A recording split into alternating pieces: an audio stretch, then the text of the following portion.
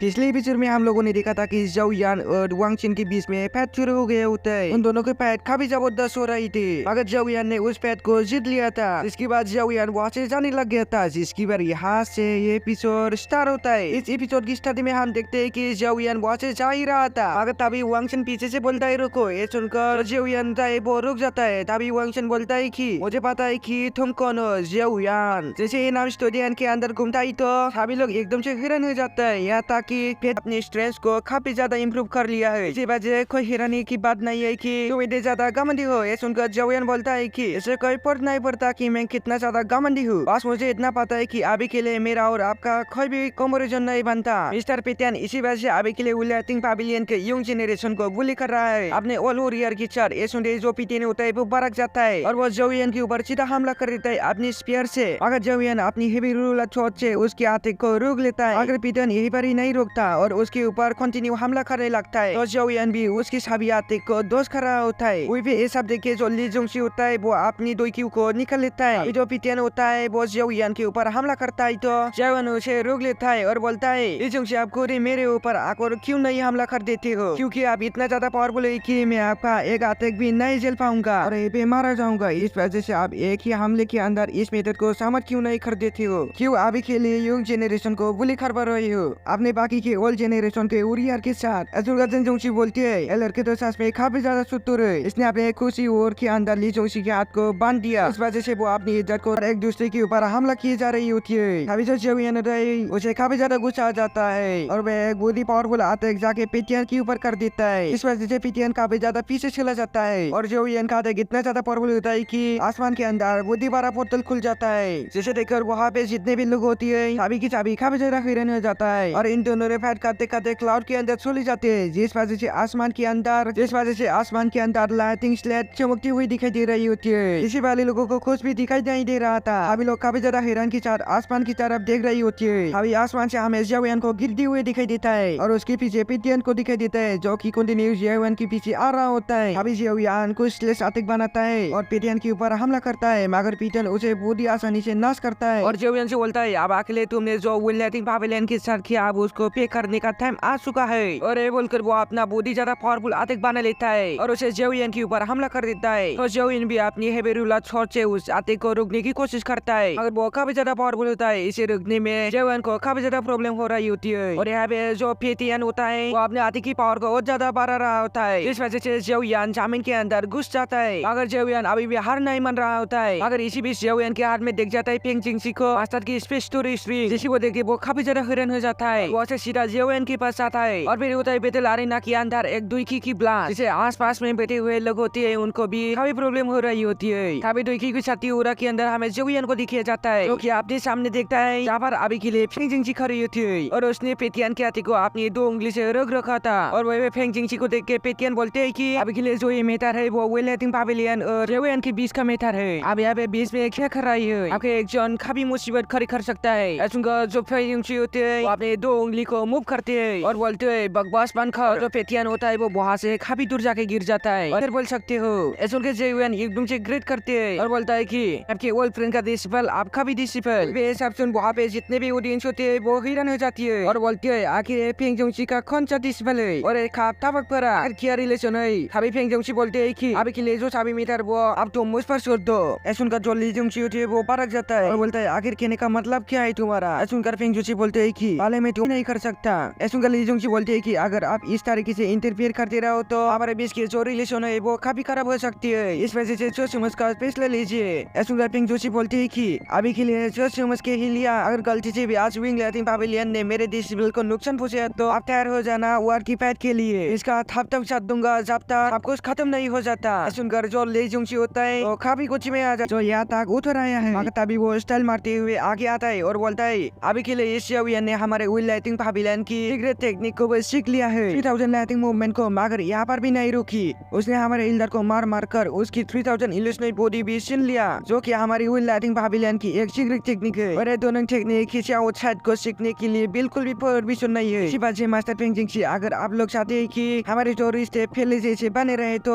आपके लिए ये अच्छा रहेगा कि अभी के लिए आप इस लड़की को हमारे हवाले कर दो। सुनकर फेंग जिंगसी कुछ बोलते हैं इससे पहले जाओ यान बोलता है अभी के लिए आप मेरे ऊपर झूठे इंजाम लग रही हो बात करूं मैं 3000 लाइटिंग मूवमेंट की तो मैंने ब्लैक खंगजोन से खरीदी थी और उसमें कहीं पे भी नहीं लिखा था कि सीखा नहीं जा सकता। 3000 इलस्ट्रेट बॉडी की स्क्रॉल के बारे में बात करी तो वो मैंने ऑलरेडी पिटियन को वापस कर दी है, तो मुझे पूछ सकती हो। उनका जो ली जुंगशी होती है उसके मुंह बंद हो जाता है और फिर वो पेंग जुंगशी से बोलता है कि अभी के लिए जो मेटा रही वो जियाओयान और पिटियन का, इस वजह से हम लोगों को उनके ऊपर ही छोड़ देना चाहिए। वो कोरी आपस में दिल कर लेंगे। अभी के लिए हम दोनों को इस मीटर के बीच में नहीं पड़ना चाहिए, हम लोगों के लिए अच्छा रहेगा। उनका जो पेंग जोशी बोलते हैं वो बोलते हैं कि बिल्कुल नहीं, इन दोनों की जेनरेशन में काफी ज्यादा गैप है और ये तो एक तरीका बुली करने का हुआ यंग जेनरेशन को, और इससे जो तुम्हारी रेपुटेशन है वो सब नजर आती है। तो उनका जो ली जुंगशी होती है वो काफी ज्यादा बरक जाता है और वो अपनी दुई को रिलीज कर देता है जिसमें से काफी ज्यादा पावरफुल थंडर निकलता। और फेंग जिंगशी तो एकदम इतने बेजे दिखाने के बाद इस लड़की को यहाँ से ऐसे ही जाने देंगे, तो बिल्कुल भी ऐसा नहीं होगा। हम लोग भी तैयार है वार के लिए। सुनने के बाद जो फेंग जिंगशी होती है वो एकदम से एक स्मेल मारते और अपनी दुई को रिलीज कर देते, जिस वजह से ली जुंगशी की जो दुई होती है वो पीछे खिसकी हुई चली जाती है। और ये सब देखे वहाँ पे जितने भी लोग बैठी होती है सभी की सभी काफी इंटेंस बड़ी नजर से इस चीज को देख रही होती है। मगर तभी मिस पेंग बीच में आती है, बोलते है कि मास्टर पिंग आप बिल्कुल सही बोल रही हो, मेरे मास्टर पिटिया अभी के लिए सीनियर हो जियाओयान से। तो अगर मैं पैड करती तो और मैं जियाओयान को हरा देती तो क्या वो उसे प्रॉमिस करेंगे कभी भी इन टेक्निक का यूज नहीं करेगा फ्यूचर के अंदर। और अगर मैं इस कॉम्पिटिशन को हार जाती तो फिर जो मेटा रहे वो सभी के सभी खत्म हो जाएगा। अगर जैसा कि अभी के लिए कॉम्पिटिशन है, इस वजह से इस लड़की को एक चीज का प्रॉमिस करना होगा, किसी भी सोल पावर का यूज नहीं करेगा, खुद की पावर पर रिले करना होगा। के लिए तुम्हें पता है क्या तुम क्या करना चाहती हो? इस पर मिस पिंग बोलते है कि मुझे पता है। और यही पे फिर फेंग जोंगशी जियाओयान से बोलते है कि अभी के लिए जो लड़की है बिल्कुल भी साधारण नहीं है, इसने तो दाओजोंग के अंदर भी ब्रेक थ्रू कर लिया है। बोल के फेंग जोंगशी अपनी जगह पे आ जाता है और छाड़ी जो ली जोंगशी होती है वो भी वहाँ से अपनी जगह पे आ जाता है। तो मिस पिंग होती है वो स्टेडियम की तरफ जाने लगती है एकदम पर स्वेप मारती हुई और जियाओयान से बोलते है मैं miss ping win lighting pavilion की प्रिंसिपल मैं तुम्हें चैलेंज करती हूँ 1v1 के लिए, क्या तुम तैयार हो? सुनने के बाद जो जियाओयान होता है वो अपनी हेवनली रूलर चोट को निकल लेता है और बोलता है कि मैं जियाओयान इस चैलेंज को एक्सेप्ट करता हूँ। अभी जो मिस पिंग होती है वो सीधा जियाओयान के ऊपर हमला कर देती है अपने दुख पत्ते से।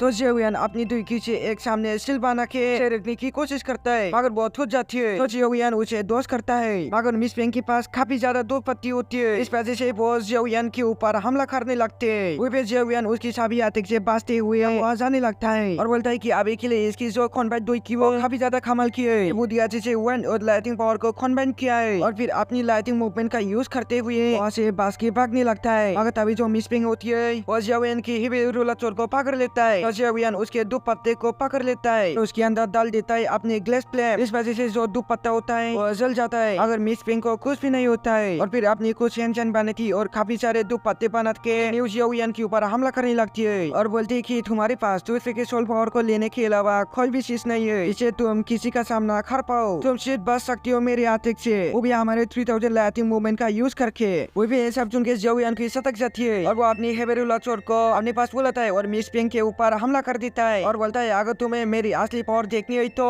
पीछे गई और उनके ऊपर हमला करने के लिए जाने लगता है। मगर तभी जो मिस पिंग होती है वो अपने दो पत्ते से जियाओयान को पीछे धकेल देती है और फिर अपनी जो दो पत्ते होते है वो उसकी पावर को और भी ज्यादा बढ़ा लेती है। ये सब देख के जो जियाओयान होता है वो भी अपनी हेवी रूलर चोट को और जोर से घुमाने लगता है क्योंकि जियाओयान यूज करने वाला था अपनी 6 जॉइंट रूलर टेक्निक का, जिस वजह से जियाओयान के आसपास काफी सारी शॉट बन जाती है। और अभी के लिए जियाओयान ने जो 6 जॉइंट रूलर टेक्निक का यूज किया था वो अभी के लिए जियाओयान के सबसे लो लेवल पे थी। और भी जो मिस पिंग थी वो अभी भी कंटिन्यू अपने दो पत्ते से जियाओयान के ऊपर हमला करने में लगी हुई थी, इस वजह से जियाओयान को भी काफी ज्यादा प्रॉब्लम हो रही होती है उनकी आतिक को रोकने में। अगर फिर भी जियाओयान एकदम तथा हुआ खड़ा होता है वही पर मिस पिंग कंटिन्यू जियाओयान के ऊपर हमला करे जा रही होती है। अगर वो देखते है कि अभी के लिए जियाओयान कुछ भी नहीं कर रहा है, इस वजह से उनकी सतक जाती है और वो अपनी दो पत्ते की पावर को और भी ज्यादा बढ़ा लेती है क्योंकि वो अभी के लिए यूज करने वाला था अपना स्पेशल अटैक, इसका नाम होता है विंड थंडर दो पत्ता, जो कि जियाओयान की जॉइंट रूलर टेक्निक को चारों तरफ से जकड़ लेता है। और फिर मिस पिंग यूज करती है नशिकिन अटैक, जो कि होता है विंड किलर फिंगर, जो कि देखने में बोले काफी शैतान लग रहा था अगर वो काफी ज्यादा पावरफुल था। फिर मिस पिंग जियाओयान को देख के बोलता है कि अभी के लिए तुम्हें मारने के लिए मेरा एक फिंगर ही काफी है, और ये बोल के वो हमला कर जाए जियाओयान के ऊपर। और ये भी जियाओयान भी उस अटैक को देखता है अपनी तरफ आते हुए तो वो भी काफी ज्यादा हैरान हो जाता है। कभी वो अटैक सीधा जाके जॉइंट रूलर टेक्निक की शील्ड से टकराता है, जिस वजह से उस शील्ड के अंदर भी क्रैक आने लगती है और वो ब्लास्ट हो जाती है। और वहाँ पे जो विंड पावर होता है वो काफी ज्यादा बढ़ने लगने भी काफी ज्यादा प्रॉब्लम हो रही होती है। और बोलते है कि ये लड़का का तो पक्का काम खाता अबे नहीं बचने वाला है। तो जो फेंग जोंगशी होती है भी अपनी पावर को बाहर निकल लेता है, तो वो भी तैयार हो चुका था इसमें एंट्री मारने के लिए। तो